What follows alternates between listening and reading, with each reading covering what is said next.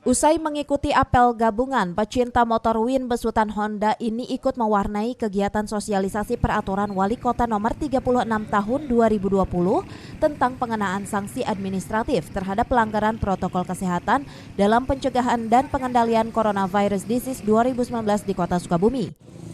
Sambil membagikan brosur mengenai Perwal nomor 36 tahun 2020 ini dan membagikan masker kepada masyarakat, para pemotor yang merupakan pegawai di lingkungan Pemda ini juga memberikan edukasi tentang adanya Perwal tersebut.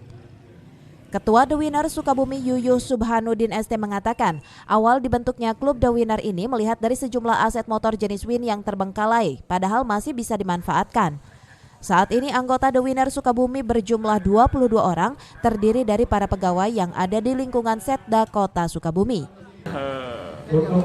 Kita bisa ikut serta mensosialisasikan Perwal nomor 32 tahun 2020 ini supaya ada peran serta The Winner penanggulangan COVID-19 ini di Kota Sukabumi, sehingga mungkin jangkauannya bukan hanya di jalan-jalan utama. Kedepannya mungkin The Winner ini diharapkan masuk ke wilayah-wilayah atau gang-gang yang ada di Kota Sukabumi, sehingga jangkauan pemahaman juga Perwal 32 ini meluas sampai ke masyarakat yang ada di pelosok di dalam. Dari Sukabumi, Muhammad Satiri melaporkan.